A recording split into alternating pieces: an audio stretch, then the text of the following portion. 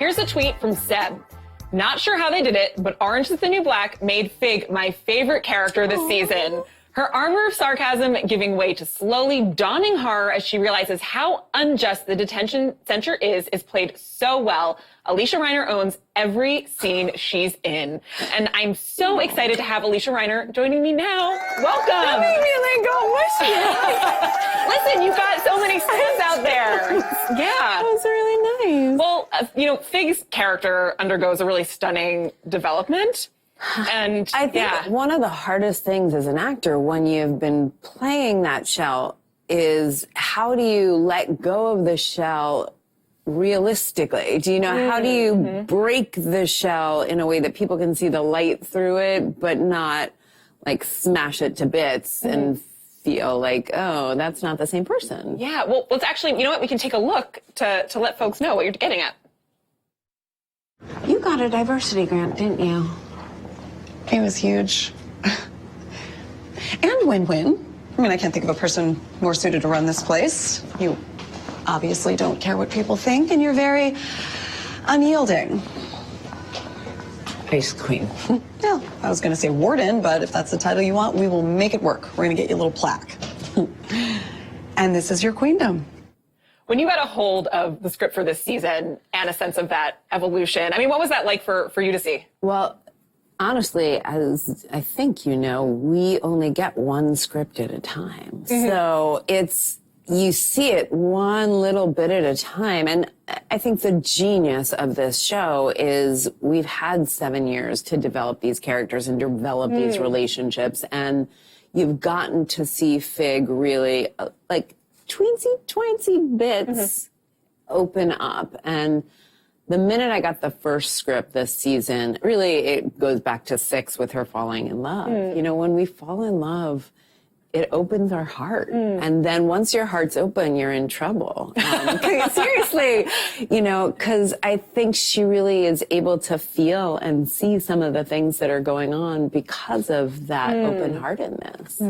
Well, we have another tweet from Onel Endicott. There needs to be a spin-off for Fig and Linda because their character evolution has been the most interesting to watch in recent seasons, and their dynamic on screen is so good. Would you ever be game for something like that? I would do a happy dance to do that. Oh my God.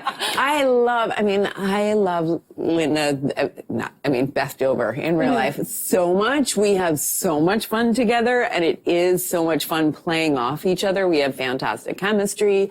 Nick is okay too. And it's, yes. Someone write us a show now. Any ideas of what you'd want that spin-off to be like? Oh my God. Oh, that's I'm thinking a road trip. Oh my, that would be incredibly fun to watch. Like they get hijacked, something happens. Some person was like, these two people are the most horrible people.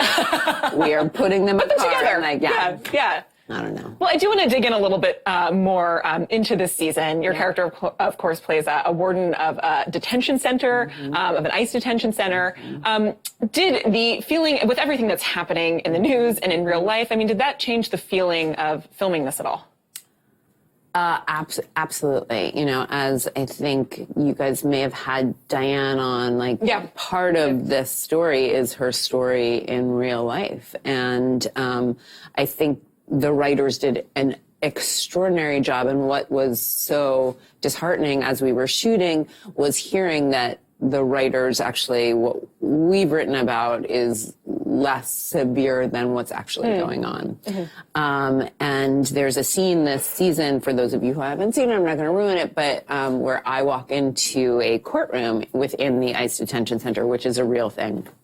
And just the imaginary circumstance of it, I did 2 takes of it, and my character doesn't break down. She handles it. She keeps it in. Yeah. But after 2 takes, it was the first time in my life where I stopped a set, where I could not breathe and I could not stop crying, and just the idea, excuse my language, just the idea of what's going on in the, if I start to think about it, it's so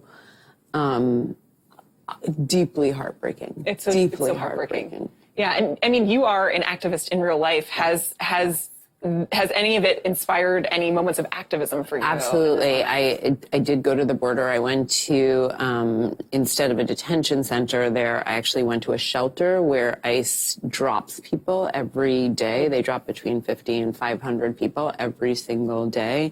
And it's an incredible shelter. I went with an organization called This Is About Humanity, which does these type of tours and helps get people there and helps people to, like, activate and volunteer. And we raised about $3,000 and brought a bunch of supplies. And then it really, really has activated me to work with a bunch of organizations, Freedom for Immigrants, which I don't know if you know, if you read the news, the hotline for Freedom for Immigrants was just shut down. And everybody really needs to call their representatives to say, this is not okay. This hotline is necessary for people in detention. That wasn't the hotline that was in the show, was Yes, it? Okay. It was. It was in the show, and it's one of the organizations that we give money to with the Pusey Washington Fund. And it's horrific that it's been shut down. It's so deeply wrong. And then I personally am working with an organization called Action Potluck. And what they do, they're a tiny organization, and we have a GoFundMe, so you can go to Action Potluck.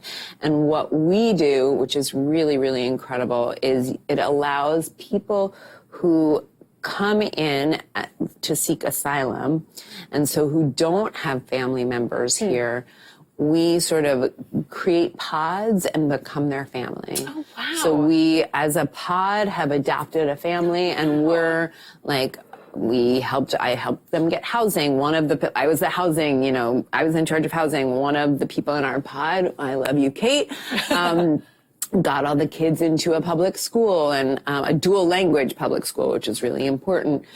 We have a Google spreadsheet right now about getting furniture, like who has what furniture, who has what clothes, who has what toys, who has what sheets. I just was collecting sheets, and getting them all the services that are possible. There's some amazing organizations like Freedom for Immigrants, like the Justice Center.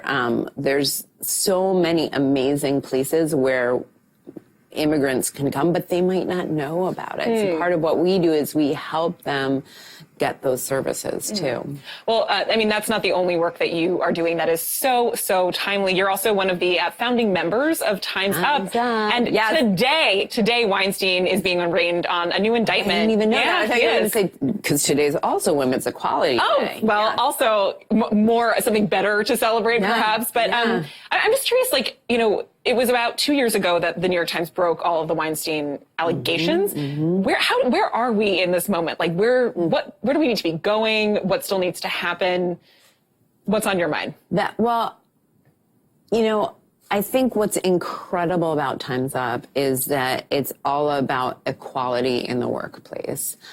I like to talk about moving forward. I'm like a really forward-thinking person. So I think justice needs to be served, but it's also about how do we create equality financially, like for the women's soccer team. That's a perfect example of how do we create pay equality for people who are doing the exact same thing, right?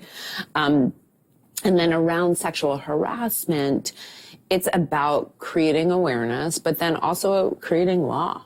I think the ERA is really important because of that. I think as an actor, there's some great ways we're making change.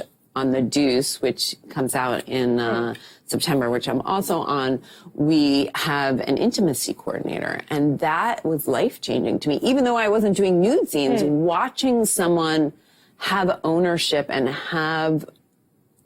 create a sense of safety was extraordinary. Yeah, I've seen more shows now have intimacy coordinators. How does that empower actors to have more of a say over what they're doing? How do you think it can just really help on sets? I think it's simply just like you at work. If it's your boss, it's tricky. Like, if it's your boss who's harassing you, it's tricky.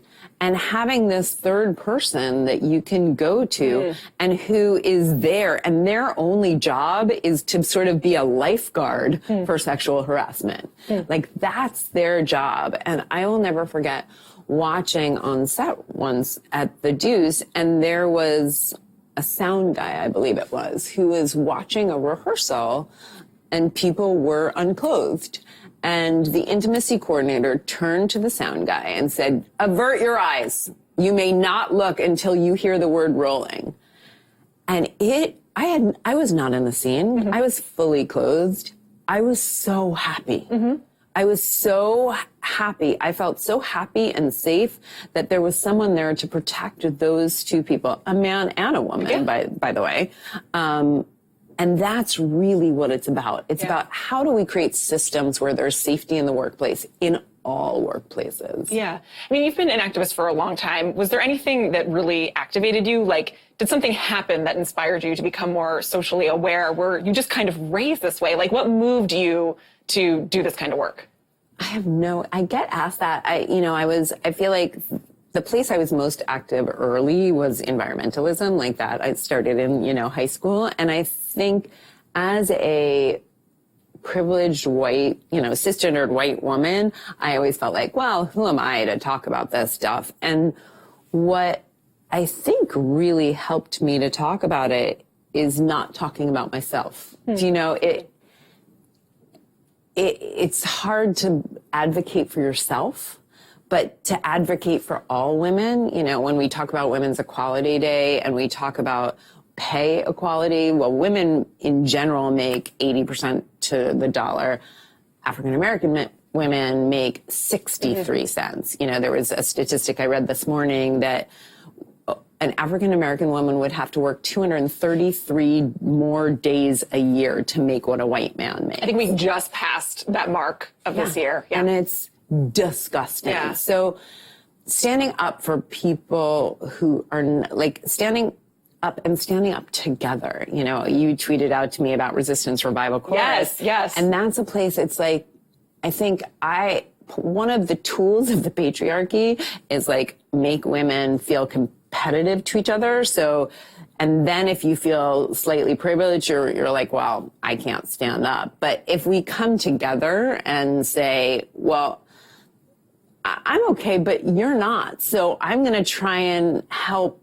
And also the awareness that like none of us are okay until we're all okay. Yeah. And that we as women need to take care of each other. Well, I have to say, you mentioned the Resistance Revival Chorus. I'm literally like a legit stan. I like try to go to all the concerts. If people don't know what we're talking about, check it out. And one of the things that I love about it the most is that, like, these are rough times, and it's a way of, to me, it feels like finding joy and like moments of celebration. Yeah. And so are there any other things that you're doing? Like, is there any art that's really inspiring to you, or any activists who are really inspiring you? How do you find joy as well? There are so many. And it's, interesting in reference to what we were just talking about. Sometimes, like, I remember deciding to be an artist and being like, well, that's selfish. Like that's just what I was called to do. But there's so many more important things to do.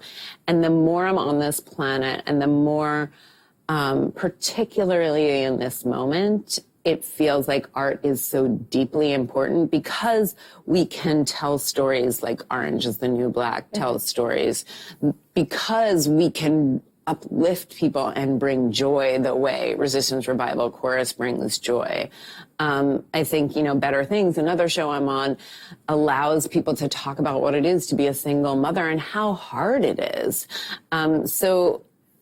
I think there's so many ways. There's so many inspiring artists to me. The first thing that I think of is like Cleo Wade or Zoe Buckman. Like, there's these incredible women. Every day I'm inspired by other female artists standing up. Yeah. Well, it has been so wonderful getting to talk to you. That definitely made me feel better in the midst of this big news cycle. Good. So thank you so much for joining me. Thank you. The final season of Orange is the New Black is streaming on Netflix now.